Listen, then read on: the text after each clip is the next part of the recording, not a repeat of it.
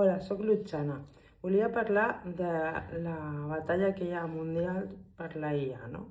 Avui, aquests dies ha sortit el nou xip d'NVIDIA que juntament amb Microsoft faran un ordinador que serà superpotent i llavors cadascú haurem de comprar un ordinador i tenir-ho a casa i també alhora hem de comprar espai al núvol per poder emmagatzemar els vídeos, creacions i tal.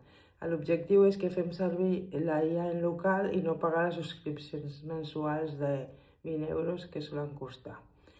La meva alternativa és fer una IA comuna catalana on podem fer servir, per exemple, l'ordinador Mare Nostrum 5 o algun ordinador semblant, o fer un de nou amb aquest projecte de la Fundació Carulla, per exemple, amb donacions i subvencions, perquè tothom tinguem accés a una IA pròpia de Catalunya i on podem nosaltres consultar i fer treballs, no?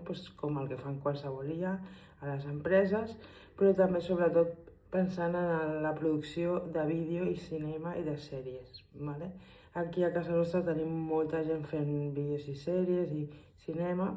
Jo vaig guanyar el Premi Relliskin amb un curs fa 2 anys, però més concursos, i també vaig estudiar l'ESCAC i a diferents escoles de cinema o animació a l'escola Serralla Vella, on vaig fer il·lustració i disseny gràfic, i després, a la carrera de publicitat i relacions públiques també em vaig especialitzar en fer curs, en guió, en cinema i en producció, no?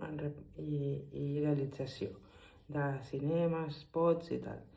El tema és que jo veig que manca tot això de cara a un espai per treballar.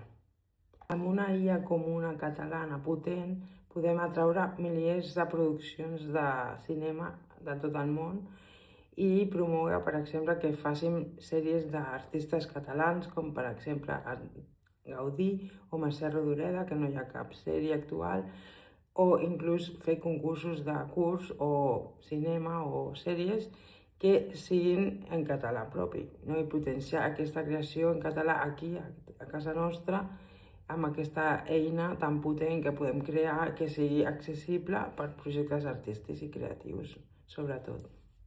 La meva experiència va ser el Diversity 21 del 2009, que vaig organitzar durant 3 anys per promoure la diversitat a Barcelona, també amb subvenció pública i recaptacions que vam fer amb diferents esdeveniments de música a la ciutat.